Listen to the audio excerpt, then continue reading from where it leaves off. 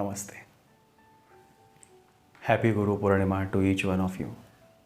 Today is a very special day, and so on this day, I have talked about the most important question that many of you ask, that how will I find my Guru? Always remember, you never have to find your Guru. The Guru always finds you.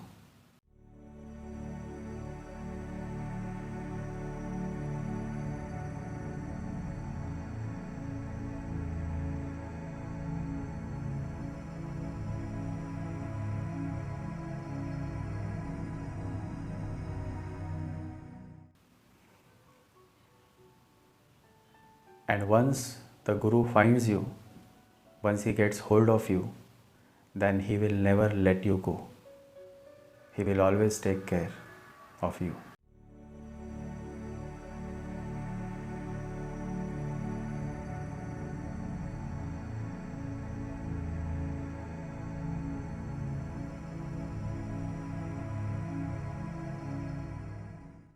So in this podcast, I have talked briefly about this subject of finding Guru, as well as many deep insights I have shared in this podcast.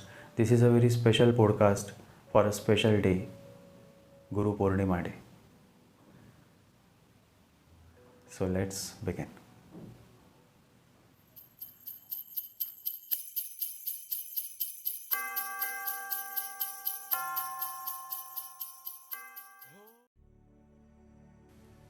Jesus chose Peter, Krishna chose Arjuna, Buddha chose Sariputta.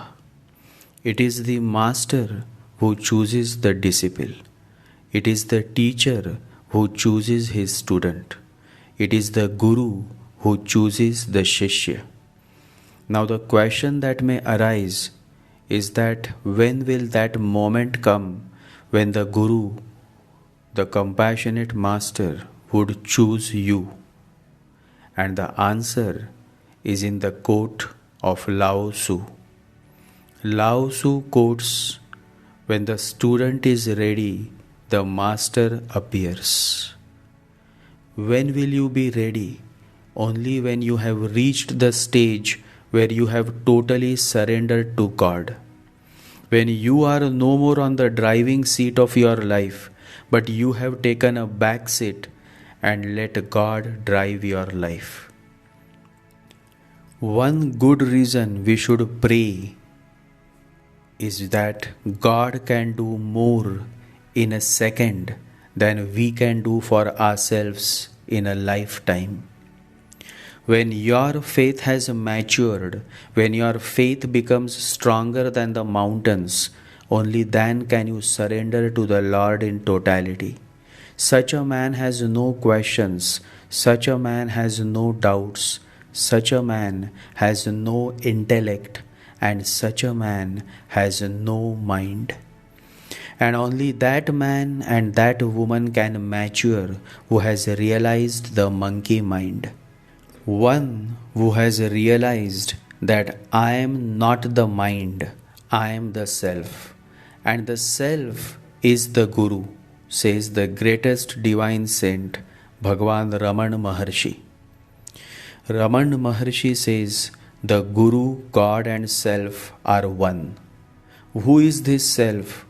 What does the Bhagwan mean when he says the self? The self is the consciousness within you. It is this consciousness that drives you to the Guru, the Master. It is this consciousness that drove Peter, the fisherman, towards Jesus. It is this consciousness that motivated Arjuna to follow the instructions of Lord Krishna. It is this consciousness that encouraged Sariputta and Ananda to follow Buddha for 40 years. When we grow in spiritual consciousness, we identify with all that is in the world. There is no exploitation. It is ourselves we are helping, ourselves we are healing. The self is consciousness, the Guru. is the peak of consciousness, and God is the ultimate fragrance of consciousness. Be fixed in the self and act according to nature without the thought of doership. Then the results of action will not affect you. That is the courage and heroism, says Bhagwan Raman Maharshi. There is a story, a beautiful story, close to my heart. It happened once. There was a young man. He must be like me. And one day he set out on this journey to find the truth, to find God. And after a long journey, he came to the Himalayan mountains. There was a small village. He found a great master sitting under a huge banyan tree, and many villagers would come to seek his blessings. The man decided to stay near the banyan tree. Every day he would sit near the master, but the master would never look at him. The master would ignore him. He would meet others, but he would never look at him. But the young man was a man of heart. He had been a meditative person. Love was his goal. Love was the only language that he knew. So he stayed. He stayed for weeks, for months, and the master continued to ignore him. 2 years had gone by, and one afternoon it happened. For the first time, the master looked at him, and the man's eyes were filled with tears. Those were the tears of joy, as if the whole world had stopped, as if he was reborn at that very moment. How deeply compassionate were those eyes! Just for a minute, the master looked at him, and his heart moved deeply. So much so that something happened in his inner being, something that cannot be expressed in words. The man was touched, deeply touched. And then a few more months went by. The master never again looked at him. Months and years, and after 5 years, one day the master just looked at him and smiled. A very sweet smile, a very deeply insightful smile. As if the signal was coming his way, he was flowering, he was growing, he was coming closer to his self. The man also smiled back. Not a single word was spoken, not a single question was asked, not a single doubt was raised, and the daily course of life continued. And then after 2 more years, early morning, when the man was in his deep meditation, the master came. For the first time in 7 years, the master came, touched his forehead and said, "Bhola, you can now leave. You are ready, and so I have come just to tell you, just to give you the message that you have become a full moon. Bhola, you can now leave and spread the message." And Bhola started crying. He could not control himself. How much he had waited for the master's words. How much he had waited for his touch, for his message. And now when the moment had come, he was finding it difficult to move away from the Guru. But the master said, "Bhola, is there any difference between me and you? Wherever you are, I am with you. Now live and spread the message of love. The world needs you. Go ahead."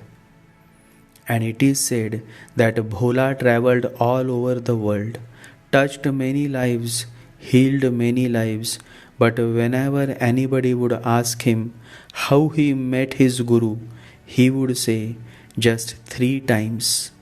First time he looked at me, the second time he smiled at me, and the third time he touched with his grace, and that is all. A student can wait for a few weeks. A true disciple, a true devotee can wait for eternity. Bhola was not a student, he was more than a student. A student cannot be patient.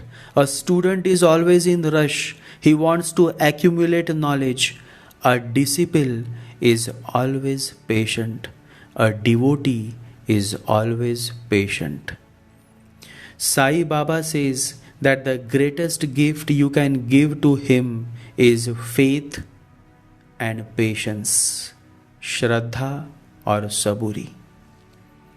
Sai Baba says, I want something from you. Can you give it to me? It requires a big heart to give. Weak people cannot give. I want faith and patience, Shraddha or Saburi, from you. When you give me these two, then you have to walk on path of these two. Now ask yourself that are you strong enough to give me? Peter the fisherman was able to give. Arjuna was able to give. Sariputta was able to give. Bhola was able to give. Now ask yourself, and I appeal to that man and that woman who is listening to my podcast. Ask yourself, are you strong enough to give the coins of faith and patience? If you are, then there is no need to worry. There is no need to find the Guru. The Guru will come to you. There is no need to go to the Himalayas. The Himalayas will come to you. And one day you will realize who is your Guru. And then the melting will happen. Then the oneness.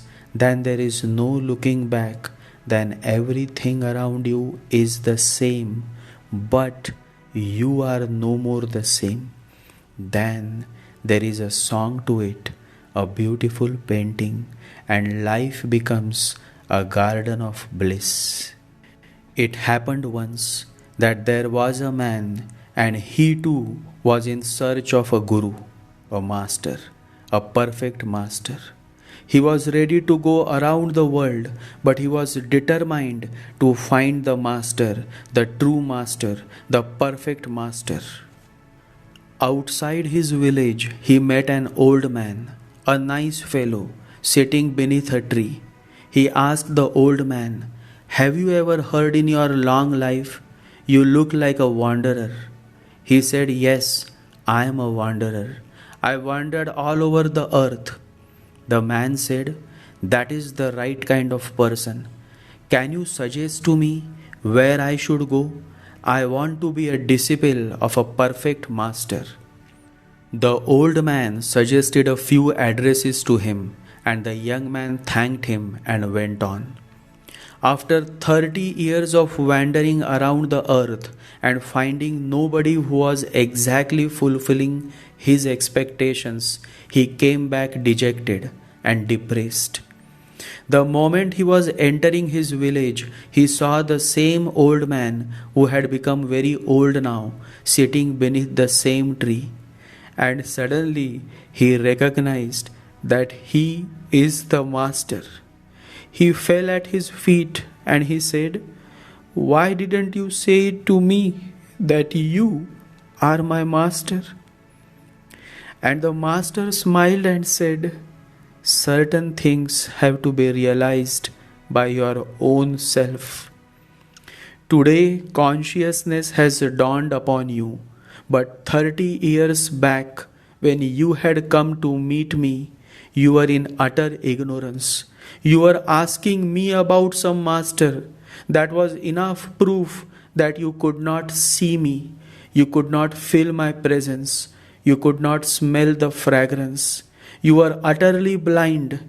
Hence, I gave you some bogus addresses so you could go. But even to be with the wrong people is good, because that is how one learns. For 30 years, I have been waiting for you here. I have not left this tree. The man dropped at the master's feet. For 1 hour he just kept crying. How could he express his love, his devotion? 30 years, and the master had not moved an inch from this tree. How to? How to express? How to thank? How to? He had no words, but every drop of tear was silently saying, "Thank you. Thank you for waiting. Thank you for your love. Thank you, Lord, for loving me so much." The master then raised him up, gave him a hug, and said, "Son, all these 30 years you were never alone. I was with you every time you failed, every time you were in pain. I was with you." The love of the master is beyond the power of words. The master moving towards the disciples moving towards the master. How to express such a love? Language is really poor. How to express this oneness, this pure eternal love? Always remember, no love is as total as the love that happens between the master and the disciple. The love that happened between John and Jesus, the love that happened between Sariputta and Buddha, Gautama and Mahavira, Arjuna and Krishna, Chuanzu and Lao Tzu. These are the real love stories, the highest pinnacle of love, pure love. The relationship between a student and a teacher is that of the head, and a relationship between a disciple and a master is that of the heart. It is a love relationship, mad in the eyes of the world, utterly mad. To see Lord Krishna, first you have to become Arjuna. To meet the master, first you have to get ready. The cup is useful because it is empty. Unless you unlearn all that you have learned so far, you cannot understand a single word that the master is saying. Many people come to the divine sense, but all they do is nod their heads in agreement. When you nod your head in agreement and disagreement, the mind is in play, because it is only the mind that can agree and disagree. The mind is logical, the heart isn't. Do not agree and do not disagree, just be. Just let the golden words of the Divine Master penetrate in your being. Don't let the mind become a hurdle, else you will go on agreeing and disagreeing, and in this futile exercise of the mind, you will simply miss the most beautiful moment of your life, the omnipresence of the Master, the grace of the Master, the word of the Master. When you go to the mountains and you listen to the sound of a waterfall, do you agree with it or disagree with it? You simply listen. Similarly, when you are in the omnipresence of the Master, just listen. Don't get into the mind trap of agreeing and disagreeing. Insightful, spiritually matured men and women just listen. They do not let the mind interfere. They have overcome the mind. The heart has taken over. And when the heart takes over, the whole life transforms. Where is the time to judge? Where is the time to agree or disagree? The heart flows like the river, engrossed within. In its bliss, it continues to flow, providing source of life to all those who come in contact, who become fellow travelers. Always remember, whenever you are following the Buddha, you are no more a follower. You no more remain a follower. A time comes when you become a fellow traveler. The moment you start understanding the sharing, the moment you start resonating with the message, you become a fellow traveler. Ananda, the closest disciple of Buddha, followed Buddha for 40 years. And there is a very beautiful story between them, a story that touches my heart. a story that may touch the hearts of all those beautiful meditative souls who are listening to this podcast. The story is about Ananda. Ananda was a cousin brother of Gautam Buddha and a few years elder to him. And in our culture, the elder brother's word is always respected. And so when Ananda came to Gautam Buddha to be initiated as a disciple, he said, "Listen, Siddharth." Siddharth was Gautam Buddha's name given by his parents. He did not address him as Gautam Buddha. He addressed him, "Listen, Siddharth." He was just his younger brother, and so he said, "I am going to be initiated by you into sannyas on the path. Once I am your disciple, I will no longer be your elder brother.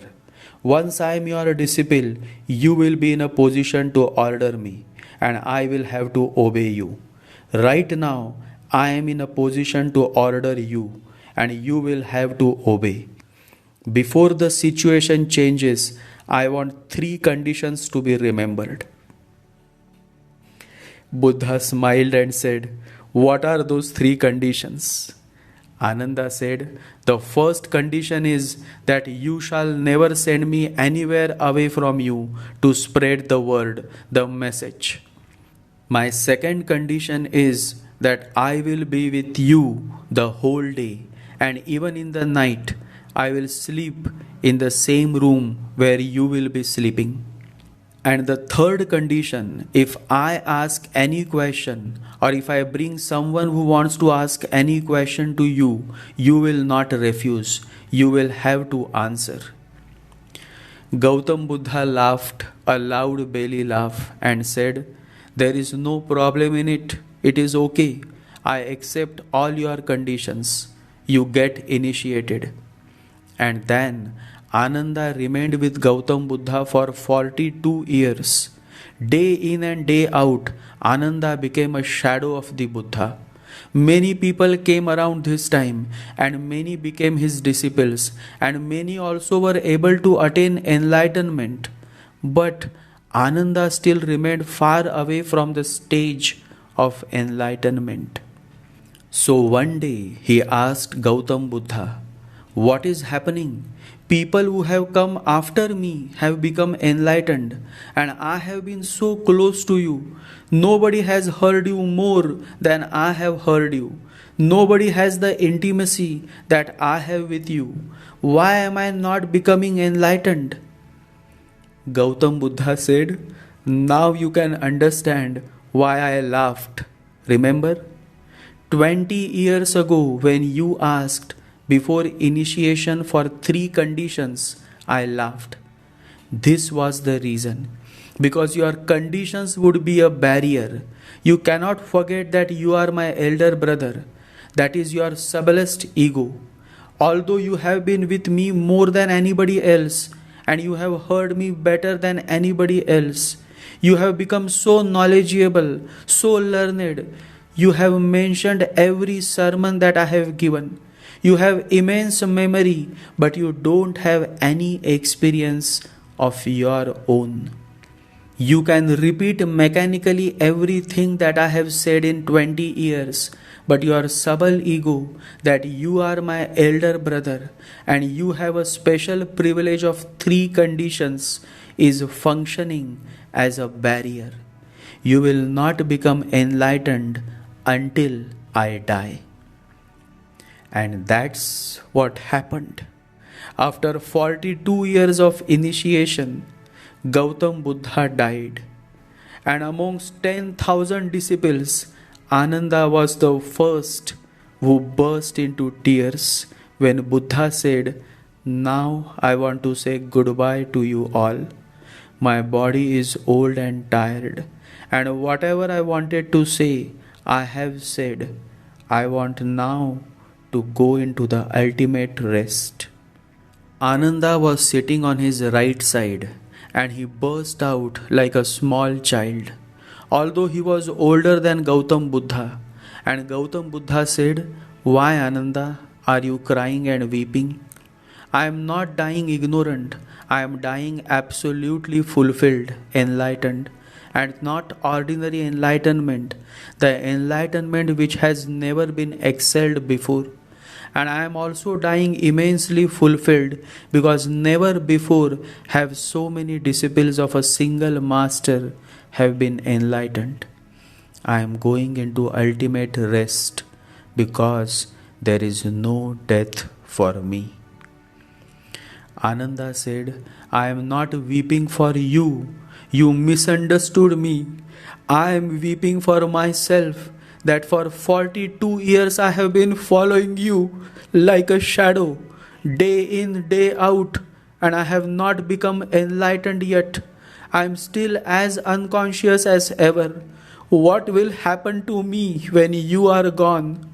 And I don't think that in ages to come I will ever meet anyone of your caliber.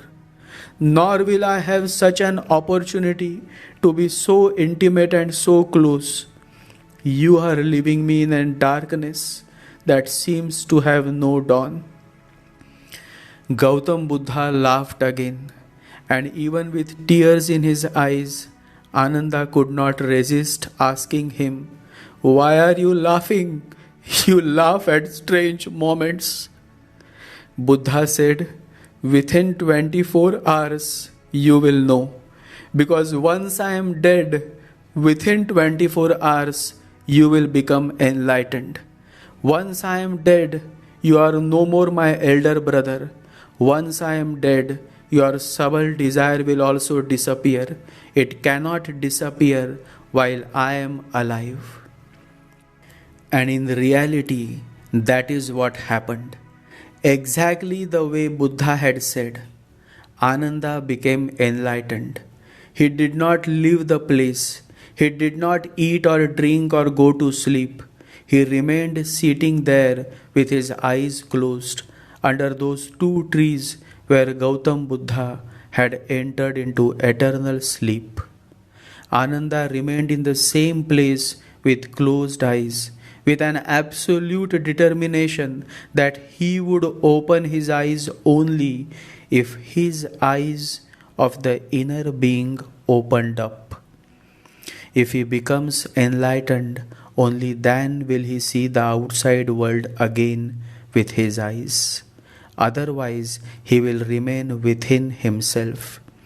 And Ananda became enlightened, but only after Buddha went into eternal sleep. That is how deep the love of the Master is. For the disciple, the Master moves away.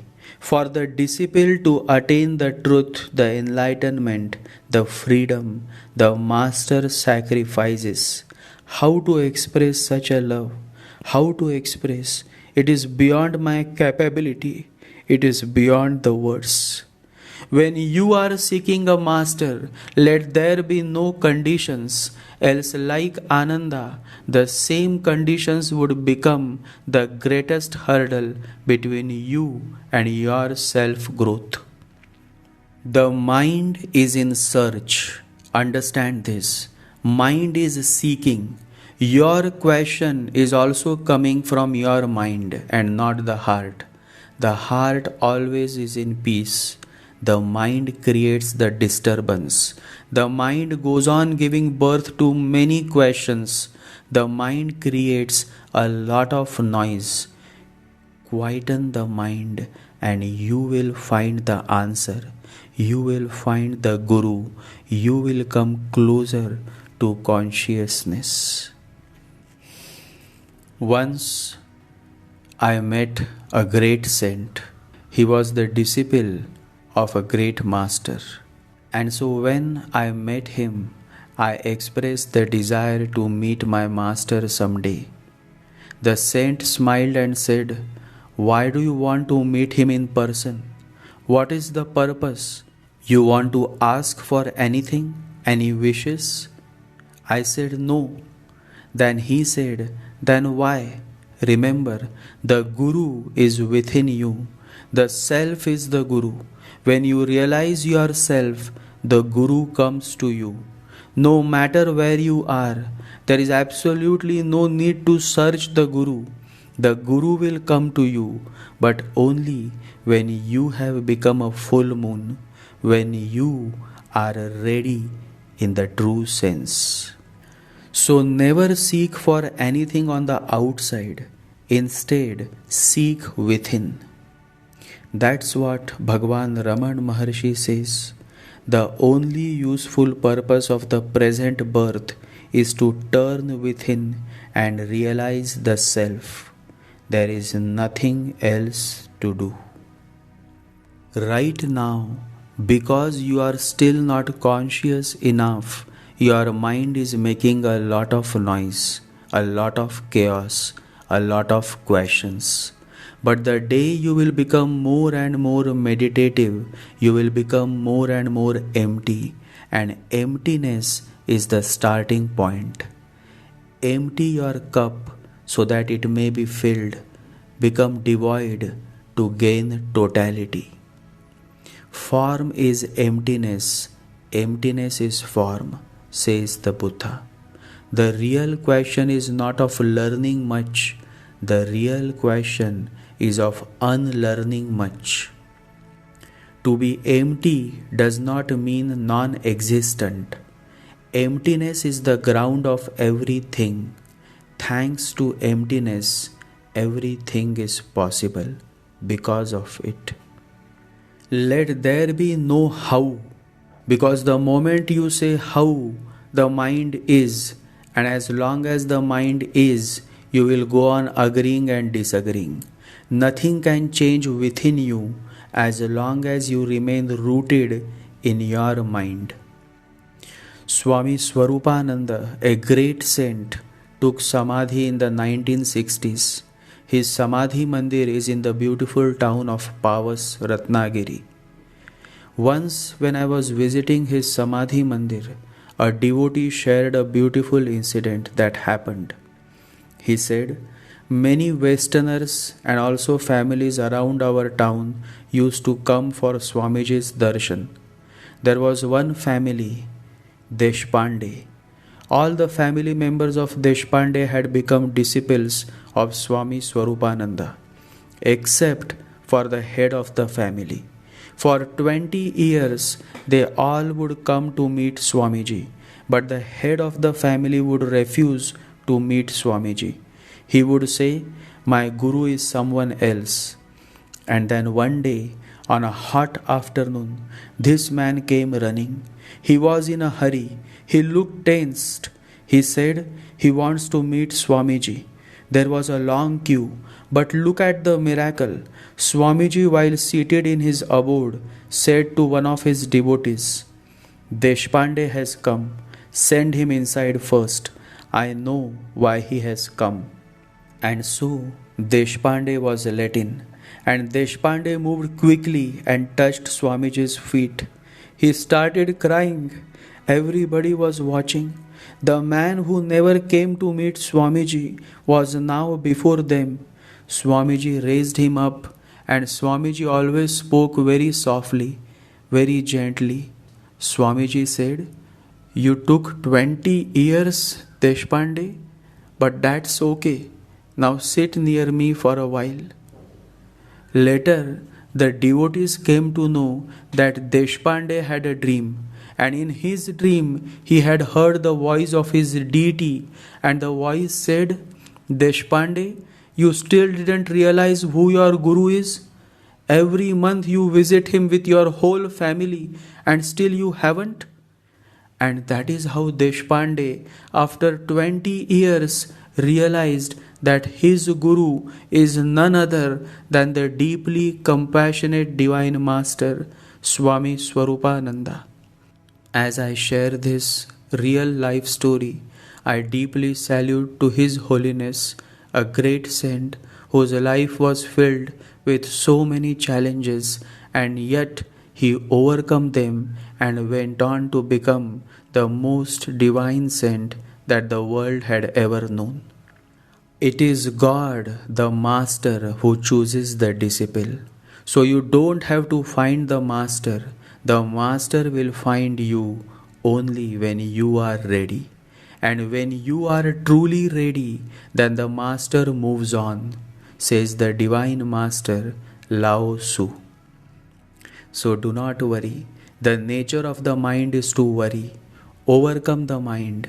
Meditate. Do not get entangled in the trap of seeking.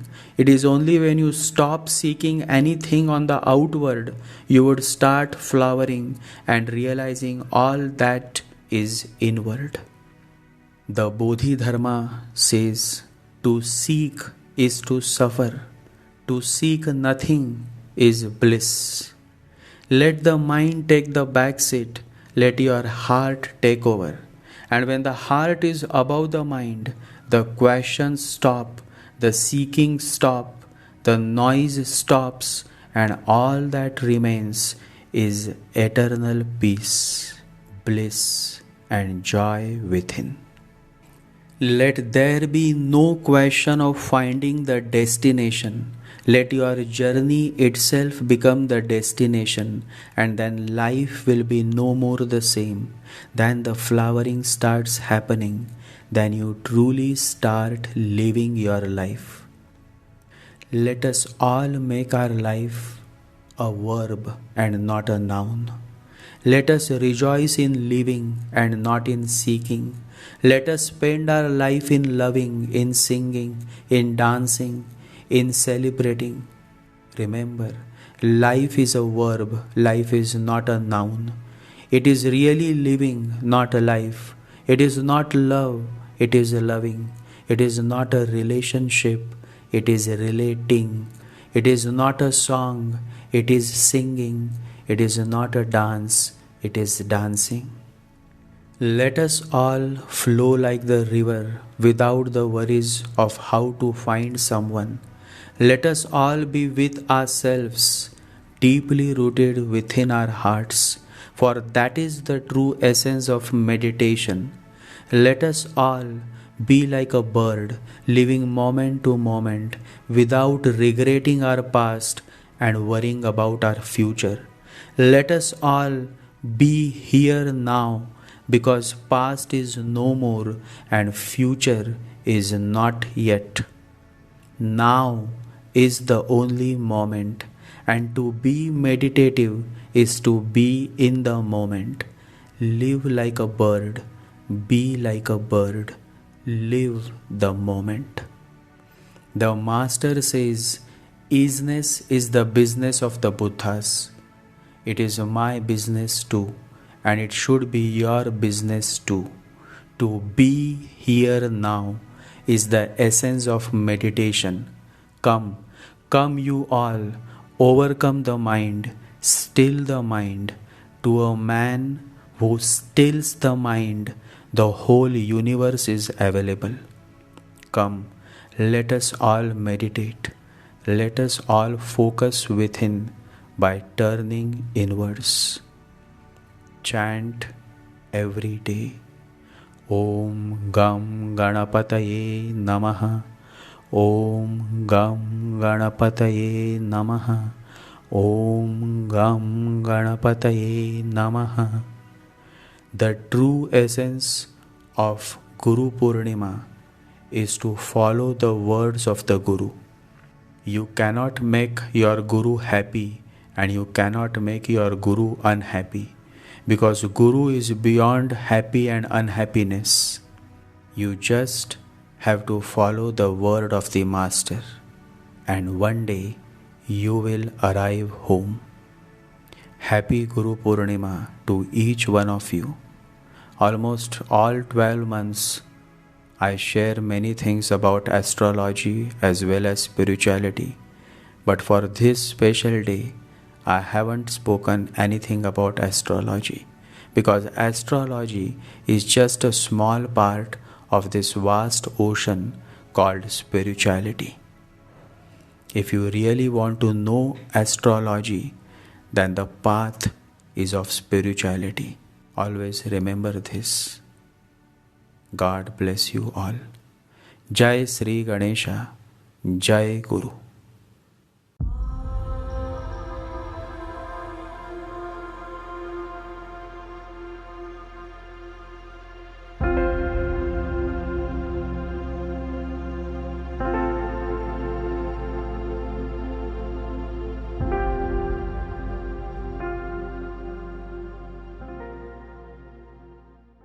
ओम गम गणपतये नमः।